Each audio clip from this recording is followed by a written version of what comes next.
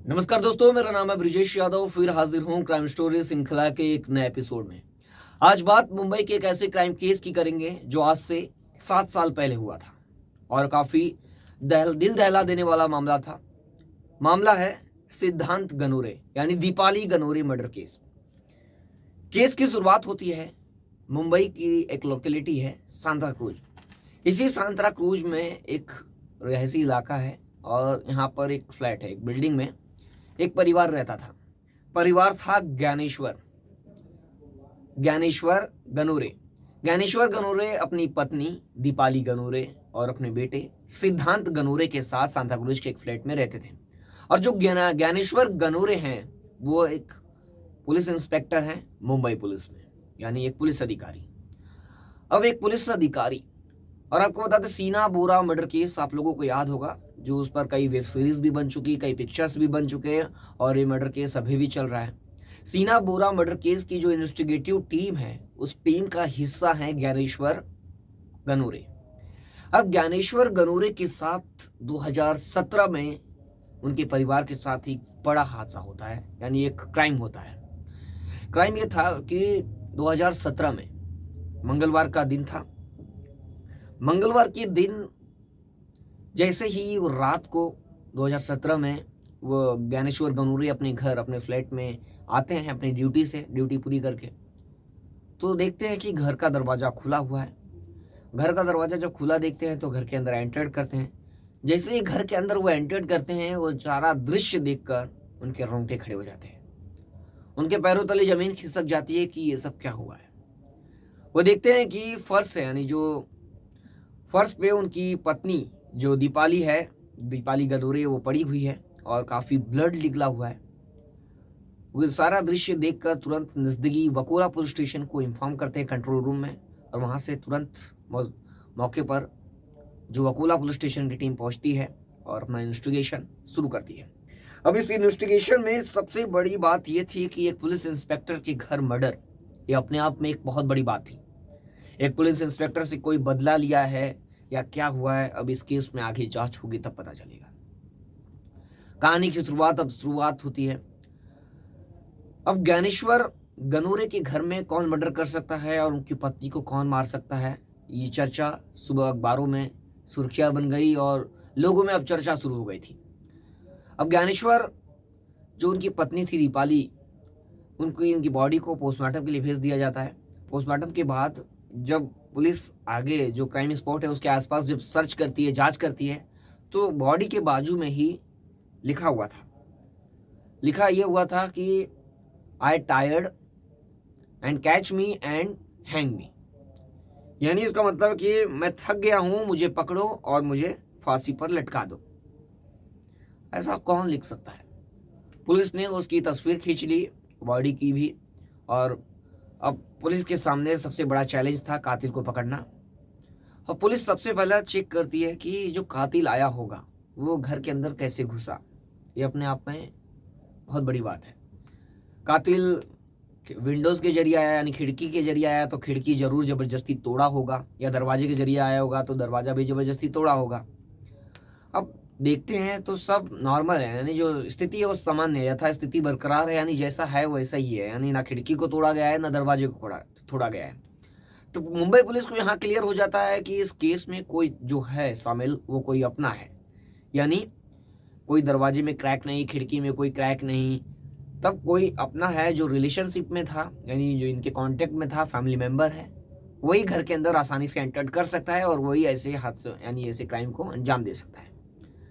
तो पुलिस पूछताछ करती है तो पता चलता है कि इस घर में ज्ञानेश्वर गनोरे, उनकी पत्नी दीपाली गनोरे और उनका बेटा सिद्धांत गनोरे रहते हैं। अब पुलिस पूछती है कि सिद्धांत गनोरे कहाँ है, यानी उनका बेटा जो 19 साल का है, 19-20 साल का, वो कहाँ है। तब देखते हैं कि उनका बेटा नहीं है घर के अंदर, और जो ज्ञानेश्वर गनोरे उन्हें भी क्लिक होता है कि उनका बेटा सही में घर के अंदर नहीं है। और जब उनका कांटेक्ट करने, यानी उससे फ़ोन करने की कोशिश करते हैं तो उसका फ़ोन घर के अंदर ही कहीं मिलता है, यानी वो फ़ोन भी नहीं लेके गया है और कहीं चला गया है। 24 से 48 घंटे तक वो घर नहीं आता है, तो पुलिस की जो शक की सुई है घूम जाती है उनके बेटे सिद्धांत गनोरे के ऊपर, यानी कहीं ना कहीं इस केस में सिद्धांत गनोरे शामिल है। अब पुलिस सिद्धांत गनोरे की यानी उसको ढूंढने में लग जाती है। पुलिस की कई टीमें, क्योंकि ये केस अपने आप में बहुत बड़ा केस था, पुलिस की टीमें सिद्धांत गनोरे को खोज रही थी, लेकिन वो हाथ नहीं लग रहा था। और एक तो पुलिस इंस्पेक्टर का बेटा है, मुश्किल है हाथ लगना, क्योंकि वो काफी शातिर होगा। अब पुलिस ने उसे गिरफ्तार करने के लिए, क्योंकि अब ट्रेस भी नहीं कर सकती, क्योंकि मोबाइल फोन भी उसका घर के अंदर ही है, तो ट्रेस करने के लिए भी पुलिस को अब काफी मशक्कत करनी पड़ेगी। लेकिन पुलिस उसकी एक आदत से उसे पकड़ ली। आदत ये थी कि वो घर के अंदर से कुछ कैश लेकर गया था, और साथ में वह अपना मोबाइल फोन नहीं लेके गया था, लेकिन कुछ कपड़े भी लेके गया था। अब पुलिस उसे खोजती है, ट्रेस करने की कोशिश करती है, उसके हर कांटेक्ट और हर दोस्तों से पूछताछ करती है, लेकिन कुछ पता नहीं चलता है। लेकिन पुलिस की टीम को पता चल जाता है कि वो जोधपुर में है। पुलिस की टीम जोधपुर पहुंचती है और उसे गिरफ्तार कर लेती है। अब पुलिस की टीम को कैसे पता चला कि वो जोधपुर में है, तो इसके पीछे भी एक कहानी है। पुलिस को ये पता चलता है कि जो सिद्धांत गनोरे है उसका फेसबुक अकाउंट जोधपुर के अंदर खुला था, और जोधपुर के अंदर से एक होटल के अंदर से वो अपना फेसबुक अकाउंट देख रहा था, यानी फेसबुक चला रहा था। तो पुलिस फेसबुक के जरिए लोकेशन ट्रेस कर लेती है। वो किसी से मोबाइल मांगकर अपना फेसबुक अकाउंट खोलकर वहां पर चला रहा था, और पुलिस को लोकेशन मिल गई, और पुलिस ने तुरंत जोधपुर पुलिस से संपर्क किया और होटल के अंदर जाकर उसे गिरफ्तार कर लिया। अब पुलिस ने तुरंत यहाँ से फ्लाइट्स पकड़ी और तुरंत जोधपुर पहुंची, और जोधपुर पहुंचकर सिद्धांत गनोरे को अपने साथ लेकर आई और उसे पकड़ ली। अब पुलिस उसे पकड़ने के बाद सबसे बड़ा सवाल ये था कि उसने अपनी माँ का मर्डर क्यों किया, और वो भागा क्यों, और माँ का मर्डर भी किया तो ऐसा क्यों किया, उसका मकसद क्या था और क्या चाहता था वो।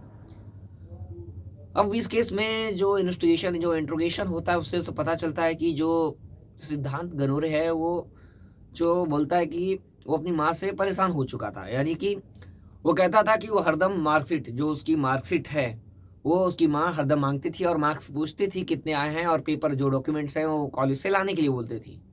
क्या हुआ था कि जो सिद्धांत गनोरे है उससे पहले इंजीनियरिंग की पढ़ाई करने के लिए उसे एडमिशन करा दिया गया, लेकिन इंजीनियरिंग की पढ़ाई में सिद्धांत फेल हो गया।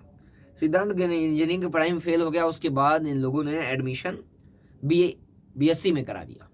बीएससी में कराने के बाद बीएससी में भी कोई अच्छा प्रदर्शन नहीं कर पाया, और सभी में शायद फेल हो गया। और फेल हो जाने के बाद माँ हरदम मार्कशीट मांगती थी, पेपर डॉक्यूमेंट मांगती थी। इसकी वजह से वो परेशान हो चुका था और अपनी माँ का मर्डर कर दिया। यानी अपनी माँ का इतनी बेरहमी से मर्डर किया कि उसने चाकू से लगभग 6 से 7 बार वार करके मार दिया और फरार हो गया। और उसने भी बताया कि पिता और माँ के बीच अक्सर विवाद होते थे, झगड़े होते थे। झगड़े होने के चलते वो परेशान रहता था। अब इस केस में पुलिस बांद्रा कोर्ट में इसे पेश करती है। बांद्रा कोर्ट में पेश करने के बाद पुलिस के सामने अब सबसे बड़ा सवाल ये था कि इसके खिलाफ एविडेंस क्या है। एविडेंस के लिए अब पुलिस, क्योंकि वो जो मर्डर, जो बॉडी मिली थी दीपाली की यानी कि माँ की, तो उस बॉडी के बाजू में जो था लिखा हुआ वो क्या सिद्धांत ने ही लिखा है। अब पुलिस को चेक करना था कि जो फिंगर है, जिस फिंगर से लिखा गया है वो टेक्स्ट, वो क्या सिद्धांत ने ही लिखा है या किसी और ने लिखा है। और उसके बाद सबसे बड़ा सवाल यह है कि जो ब्लड है वो इतनी बड़ी क्राइम को अंजाम दिया है, इतनी बड़ी हादसे यानी कि केस को, सॉरी इतने बड़े मर्डर केस को अंजाम दिया है, तो वह जरूर कहीं ना कहीं खून के छींटे इसके कपड़े पे भी लगे होंगे। तो जिस समय वो इस क्राइम को अंजाम दे रहा था, उस समय वो कौन सा कपड़ा पहना था, वो कपड़ा कहाँ है, उसे जब्त करके उसका डीएनए टेस्ट करना कि जो ब्लड सैंपल हैं वो मिलते हैं कि नहीं। यानी जो उसकी माँ के, जो दीपाली के ब्लड सैंपल हैं वो लड़के से मैच खाते हैं, कि जो लड़के के कपड़े पर जो ब्लड है उससे सैंपल से मैच खाते हैं। ये अपने आप में एक बहुत बड़ा सबूत है। इसके लिए पुलिस ने फॉरेंसिक के लिए कपड़े को भेज दिया, कपड़े को किसी तरह खोजी, और उसको भेजने के बाद ये मैच खा गए। मैच खाने के बाद पुलिस ने एविडेंस के रूप में बांद्रा कोर्ट में उसे पेश किया। उसके बाद सरकारी वकील ने भी, ये बार बार बेल के लिए अप्लाई करता है, यानी जो सिद्धांत है वो बेल के लिए अप्लाई करता है, लेकिन बेल रिजेक्ट हो जा रही थी, क्योंकि ये अपने आप को बता रहा था कि जो उसकी मानसिक स्थिति वो ठीक नहीं थी, इसलिए ये क्राइम हुआ। लेकिन सेशन कोर्ट ने इसकी जो बेल है रिजेक्ट कर दी, लेकिन 2019 के अंदर बॉम्बे हाई कोर्ट ने इसे बेल दे दी। इस केस पर आपकी क्या राय कमेंट करके जरूर बताएं। फिर मिलूंगा एक नई कहानी और एक नई घटना के साथ। तब तक के लिए सावधान रहे, सतर्क रहे। फिर मिलूंगा एक नई कहानी और एक नए केस के साथ। तब तक के लिए जय हिंद।